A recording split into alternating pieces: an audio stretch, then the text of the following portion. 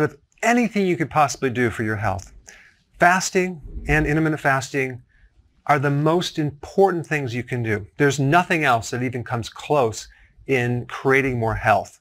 Now, on the flip side, snacking and continued eating is the worst thing you can do for your health. So today I'm going to show you the basics of how to do intermittent fasting.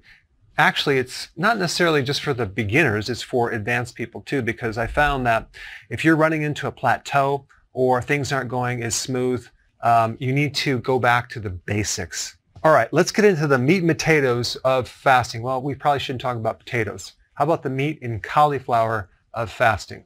What we're trying to do is we're trying to go from sugar burning to fat burning.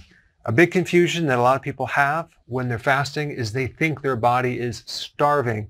They think it's not eating. But in reality, your body is eating when it's not eating. It's finally eating its own fat.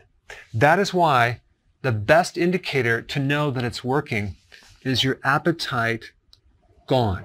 Okay? If your appetite is going away and you don't have any more appetite and you're not hungry anymore, guess what? It's working. And it makes it a lot easier to stick to if you don't have an appetite. So the principle that I've talked about in other videos is you have to get healthy to lose weight, not lose weight to get healthy. That means that we're not necessarily focused on weight loss. Weight loss will come after you get healthy. But a better indicator for success is your ability to fast comfortably because you're not hungry. Like right now, it's 12 o'clock noon. I haven't eaten since yesterday at about 6:30. Am I hungry?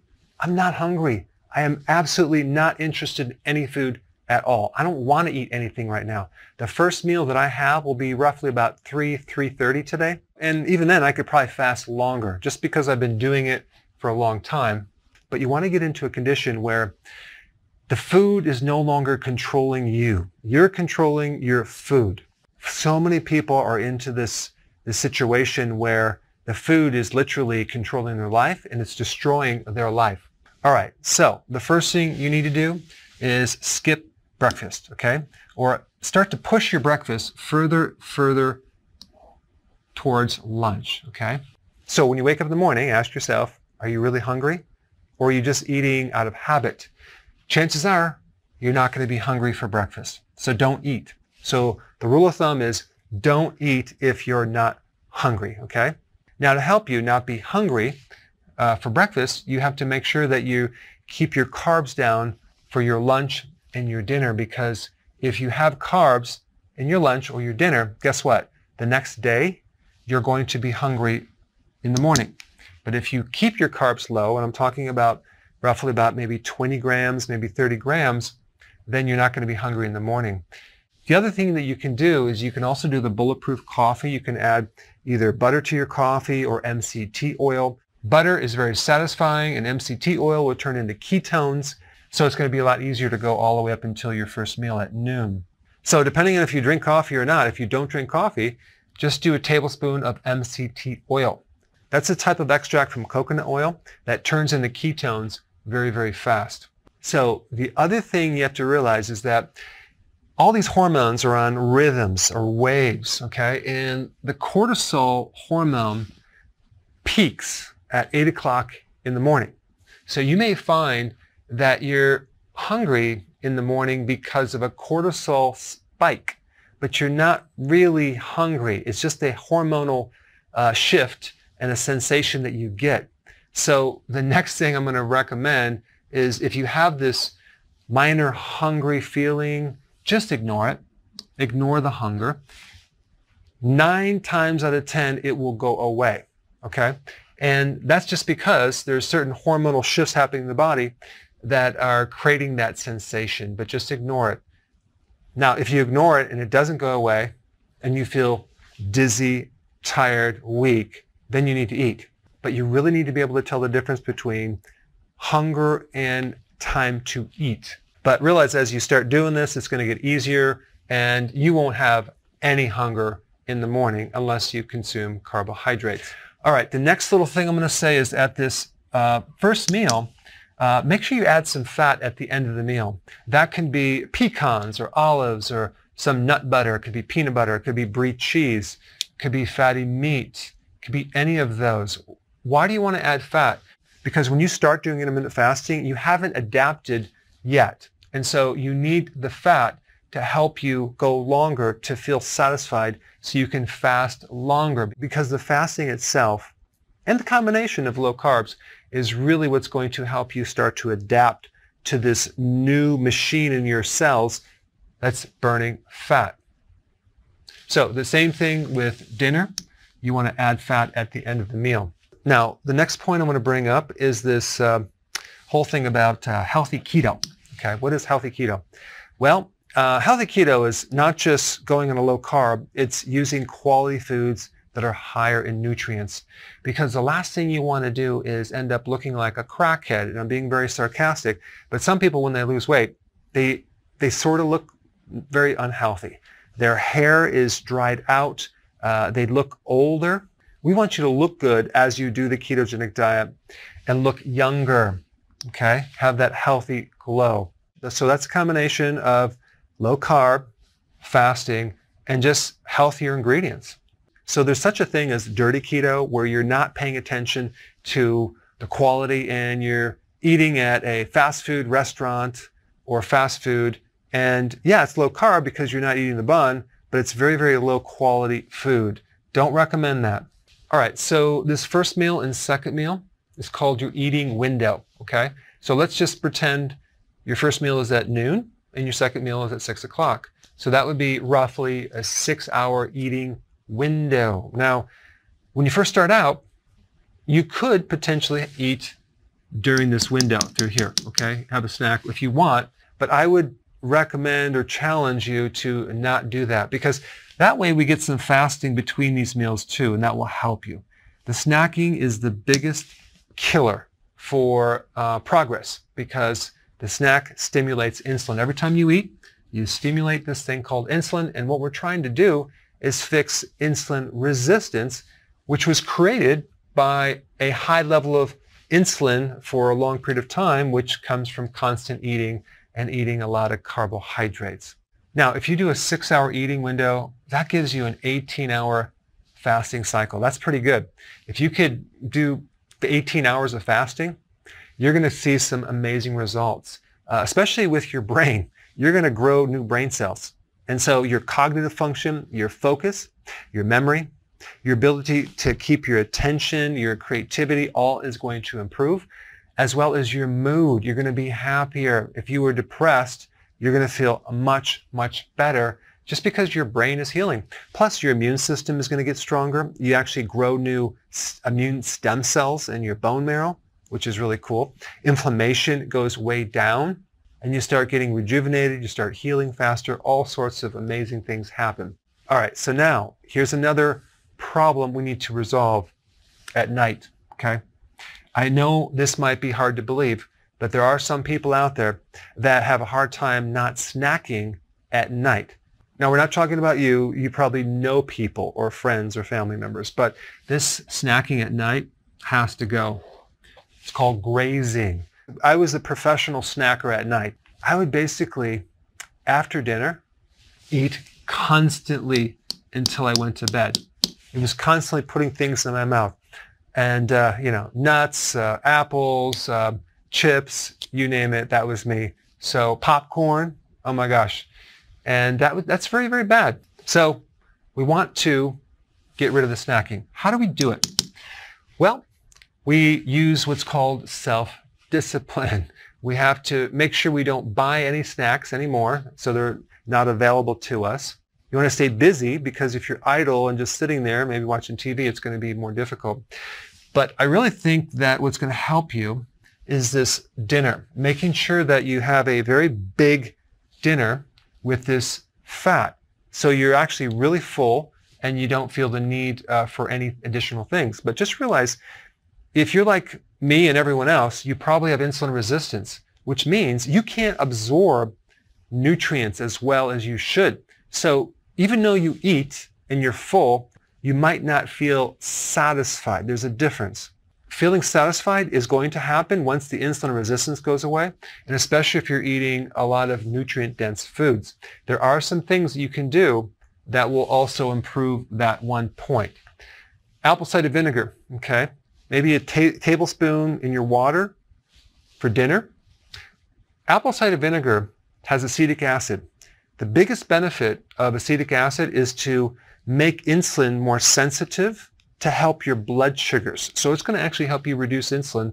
That's why it can help you lose weight, but it'll also help your appetite.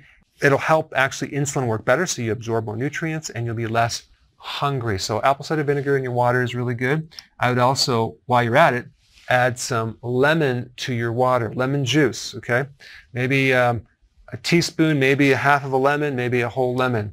This way you can have things like vitamin C if it's fresh, or citric acid that can help reduce kidney stones and if you're at risk for gout, because sometimes when you're doing fasting, your uric acid goes up, which acts as an antioxidant, but it can flare up gout. So just add the lemon and apple cider vinegar in your water when you drink this for dinner. Another suggestion are these things called vegetables, okay? I highly recommend you consume more vegetables. And I'm talking about like a big salad. I will do my big salad either in the first meal or the second meal. Now my meal is actually about right here. So I might eat at 3 and then at 6. So I have a very, very short eating window. It's hard for me to eat all the calories in one meal, so I spread it out within like maybe 3, maybe 4 hours. But that's just me. I just want to focus right now on not necessarily going beyond this 18 and 6, but let's say you're eating at 12 and 6. To make it easy, you can add a salad right here and a salad right here, or you can just have a very big salad. The salad that you eat should be eaten in the beginning of the meal. Why? Because if you eat the protein first, I have found that the chances of you eating that salad are going to be slim to none because you're now filled up with the protein. So I always recommend eat the salad first and then eat your protein and fat second. It seems to work, but again, that's just a minor point. Now, why do we need the salad? Well, it's going to give you more potassium and magnesium, which is going to help that insulin problem I talked about. Also, it's going to give you energy. Also, it's going to prevent cramping in your legs, and it's going to prevent keto fatigue, etc., etc. The fiber in the vegetables feeds the microbes, and that's what the microbes live on. So you're feeding your microbes, they get to eat something, and then what they do is they change it into a type of fat, which actually is really good for your blood sugars. So I found that if I don't consume large salads, that I don't feel quite right. In fact, it's harder to get into keto, and it's not going to go as smooth. Also, the vegetables are really good for your liver, and you're just going to feel cleaner if you do that. And you can switch it out. You can have just vegetables, okay, sometime, or just a salad other time. If you do the vegetables, you don't need the quantity. You don't need 10 cups of like broccoli, right? So you do smaller, maybe half the amount. And then for salad, because it's not as dense, you can have more of that. The salads, the apple cider vinegar, eating more fat at the end of the meal is going to help you avoid this snacking. Now, I want to just mention something about cholesterol because this question keeps coming up over and over and over and over again. What happens if my cholesterol goes up? It happens with a percentage of the population. Usually it goes down, but in some people it goes up, like my wife. And people are concerned. They go to the doctor and like, oh my gosh, my cholesterol is high because I'm eating all this fat. Well, if you really understand what's happening, it's not going to be that scary because when you burn fat, a certain portion of that fat is cholesterol. So it's composed of triglycerides, which you use for energy, but also cholesterol, which you don't use for energy. You don't burn cholesterol. So the cholesterol in the fat has to come out, has to go somewhere, right? I mean, the whole goal is to burn your fat reserve. So we have to get the cholesterol out somehow. So it has to go through this thing called the liver, okay? It comes to the liver. And if you don't have enough liver function or you don't have enough bile for some reason, let's say you don't have a gallbladder, or let's say you have a fatty liver and you're not producing enough bile, then you may have a little backup of cholesterol. So the more bile you have, the easier it is for your body to get rid of this excess cholesterol. But even the fact that your cholesterol is high and you don't have the bile to break it down or get rid of it as fast as you would like, realize if you went to do an advanced lipid profile test and you found that you have high LDL, there's a couple different types of LDL, and you're going to find that the high LDL that you have is the large particle size. It's not the small, dense type of LDL. So the small, dense type is the dangerous one. You're not going to find that. You're only going to find that if you're doing high carbs, okay? So I wouldn't worry about it, but if you are concerned, you can do the test and you can see for yourself. And I included a video of my own wife having high LDL, and I explained that thoroughly. Now, the other thing that I want to mention, which is the icing on the cake, or well, I probably shouldn't talk about cake, but when you do intermittent fasting and keto together, within 14 days, 50% of the fat in your liver is going to be gone. That is huge. That is exciting. As long as you don't eat that icing on the cake, of course. All right, a couple other things that I want to show you about this fasting thing. Green tea, very, very, very awesome to drink through the day because green tea helps insulin resistance. Okay, it'll allow you to fast longer. Now, there's other types of tea or herbs that are in tea that are also really good for blood sugars that will help reduce appetite, like green tea will, like cinnamon tea, using the herb garcinia, ginseng, ginger are all really good to lower your appetite. So that's just an extra little tip. If you exercise, okay, I'm going to recommend you not do any type of pre-workout drink with a carbohydrate or even protein. I wouldn't recommend any post-drink or taking any amino acids while you're working out, before or after. Why? Because here you are, you just worked out, and you created this amazing effect with growth hormone, and as soon as you start eating something, you basically kind of nullify a lot of those results, especially if it's carbohydrate, and even if it's protein, okay? You're doing some protein powder. So realize, as far as the nutrients around that exercise, especially amino acids, you're going to get enough amino acids from the meals, okay? So you don't have to worry about putting back these amino acids, because really most of them tend to even just turn to sugar, like the branch amino acids. So I wouldn't recommend eating around that exercise. Keep your fasting consistent, okay?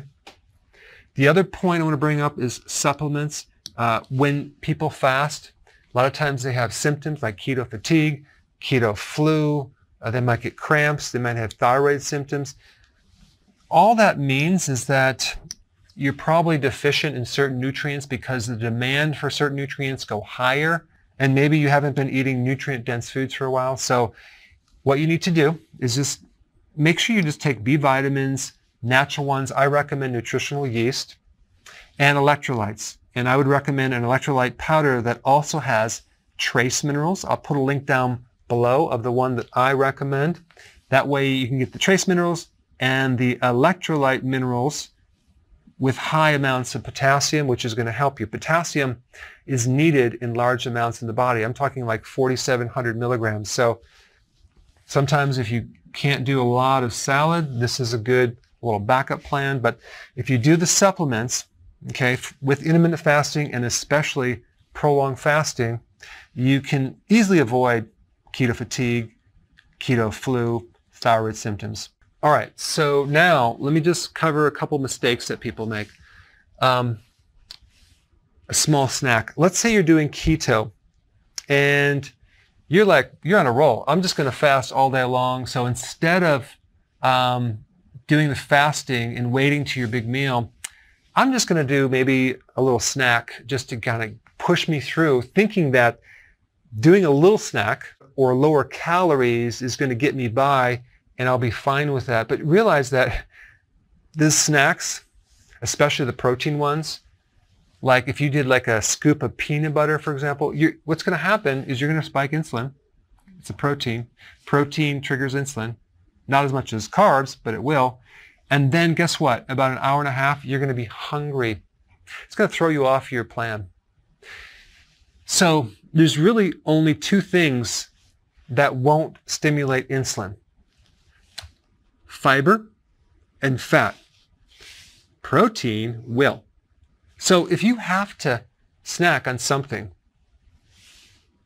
do either pure fat, as in like MCT oil, okay, or that bulletproof coffee, or fiber, something very fibrous, like celery, for example, without the peanut butter, or some greens, okay? Now, some of you are going like, I'm not going to do that because that's not very pleasurable, but I'm just telling you that a mistake that people make is doing this little protein snack.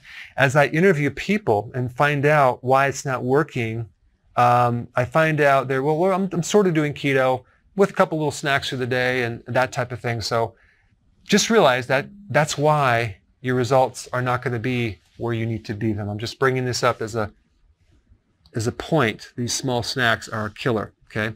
Even if they're healthy. Okay, the next little thing that I want to bring up is that the awareness of a little bit of carb and what that does to the state of ketosis.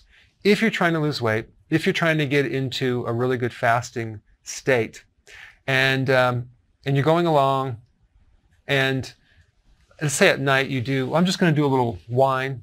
It's not many calories, whatever. Or let's say during the day you're going to do just like one piece of bread. What you have to realize is that little bit of carb can block you as far as knocking you out of ketosis for a good amount of time. Half a glass of wine could knock you out of ketosis for 24 hours. A couple drinks on the weekend, that whole weekend you're not going to be burning any fat, or you're not going to be in ketosis. Just realize that. I'm not telling you not to do it. I'm just the messenger giving you the information that if you do it, don't be surprised if the results are not what you want them to be, okay? Because sometimes people are just thinking of calories. They're not looking at the hormone effects of different types of food. All right, the next point I want to bring up is this, this idea that it's all going to happen really quick. Maybe you have a friend or a family member that does this and it happens really quick for them, but for you, it's not happening. I had a guy that did my program many years ago. I didn't really educate him that well. And he says, yeah, your program didn't work. I says, what do you mean? Yeah, I did it for 2 weeks and it didn't work. I says, what happened? Well, it did work for 2 weeks, but then I stopped doing it, but then it didn't keep working. I'm like, what? I said, this is not a short-term thing where it's just going to fix your weight problem. Now you can go back to your old plan. This is like a lifelong change, a new lifestyle process or habit that you need to do consistently for the rest of your life, okay? And that was something that I just needed to educate him on because of this point. The number of years that an average person has eaten poorly, and I'm including myself in this group, has been a long time, okay? We've developed this condition called insulin resistance. It's become very, very chronic, okay? It's a bad problem. And the time it takes to fix it is much greater than what you may think. The level of effort is going to be a lot more than what you think. So you want to give it time. You don't want to focus on just the weight. You want to focus on the appetite, energy, cognitive improvements, decreased inflammation. That means it's working because you're creating your health. So this is why you have to have patience. This is why we call you a patient. And this is why we have also a waiting room. Last point I want to bring up, this false piece of information that we've been told so many times, everything in moderation, just a little bit is fine, there's no bad food, just keep everything in balance. It's all about balance. No, that is not true. When you're trying to get healthy, you don't want to balance everything. There's things that are really important and there's things that are trivial, not very important at all. What I'm showing you here is the most important thing you can do for your health out of anything, and that is fasting. And I'm also showing you the food that you need to avoid the most, which is a carbohydrate, and the other foods that you can eat in higher amounts, like fat. And there is one food that you want to eat in moderation, and that's protein, right? So to get someone healthy, they're already in an out of balance state, okay? So to put more balance and just balance everything out and eat a little bit of everything is the worst advice that anyone can give you. So I've just given you the things that you should focus the most of your attention on when getting healthy. And now your next step is to learn on what to